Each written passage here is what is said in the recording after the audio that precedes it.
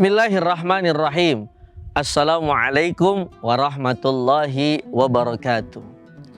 Alhamdulillah, wassalatu wassalamu ala rasulillah, la hawla wa la quwata illa billah, amma ba'd.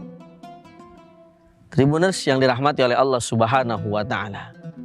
Allah subhanahu wa ta'ala berfirman di dalam Al-Qur'annya surah Al-Hujurat ayat 13. A'udzu billahi minasyaitonir rajim. Bismillahirrahmanirrahim.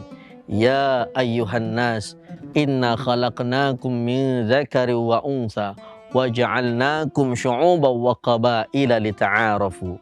Inna akramakum 'indallahi atqakum.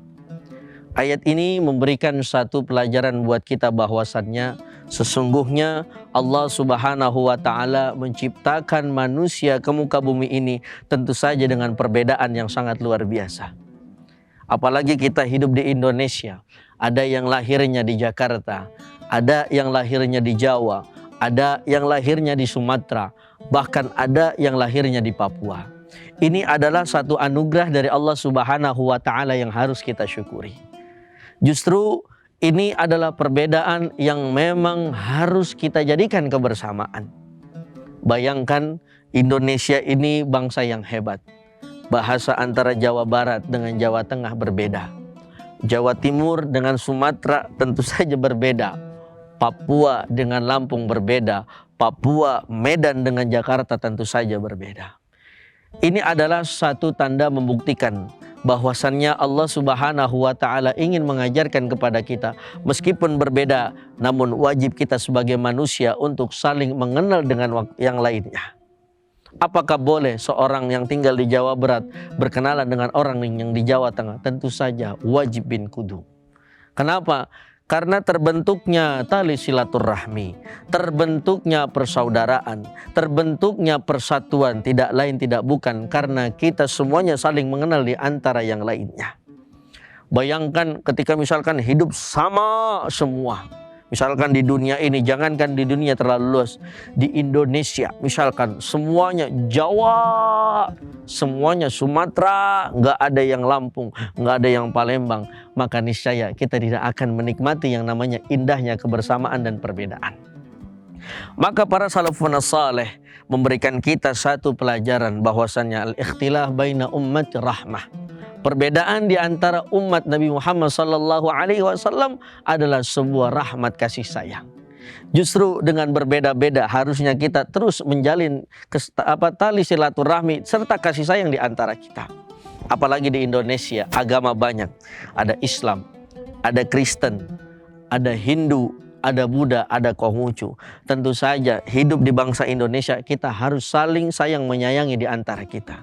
Yang Islam sayang kepada Kristen, yang Kristen sayang kepada Buddha, yang Buddha sayang kepada Hindu dari segi kemanusiaan.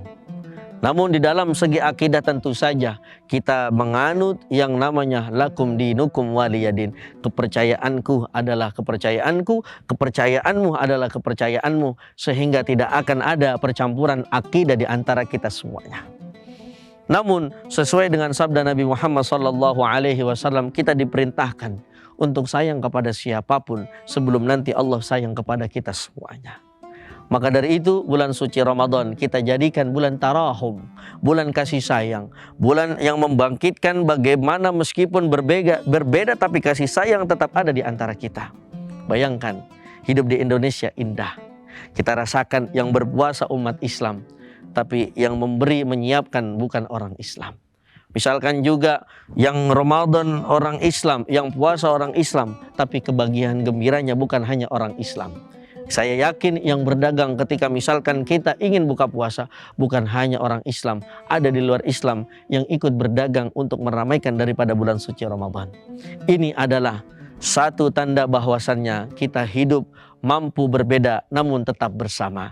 Jangan sampai konflik yang ada di luar di Indonesia terbawa ke Indonesia sehingga tidak ada kasih sayang di antara kita. Dulu Nabi Muhammad SAW punya paman namanya Abu Talib. Bagaimana betapa indahnya Rasulullah mengasihi daripada Abu Talib. Justru ketika Abu Talib wafat, Rasulullah Shallallahu Alaihi Wasallam sangat sedih. Makanya ketika itu Rasul mengalami fase-fase kesedihan yang namanya Amul Huzni, tahun kesedihan. Karena apa? Karena wafat pamannya yang bernama Abu Talib. Meskipun beda secara akidah, namun Abu Talib sangat disayangi oleh Nabi Muhammad Sallallahu Alaihi Wasallam. Mudah-mudahan kita bisa meniru apa yang telah dicontohkan oleh Nabi Muhammad Sallallahu Alaihi Wasallam, sehingga meskipun saat ini kita melihat perbedaan, tapi jangan sampai karena perbedaan akhirnya menghancurkan kita semua. Justru dengan berbeda-beda, insya Allah menimbulkan kebersamaan dan kekuatan yang hebat, sehingga bangsa kita menjadi bangsa yang disegani oleh bukan hanya negara tetangga kita, tapi oleh negara di dunia. Amin ya rabbal alamin. Wallahul muwaffiq ila aqwamit thoriq. Assalamualaikum warahmatullahi wabarakatuh. Terima kasih sudah nonton. Jangan lupa like, subscribe, dan share ya.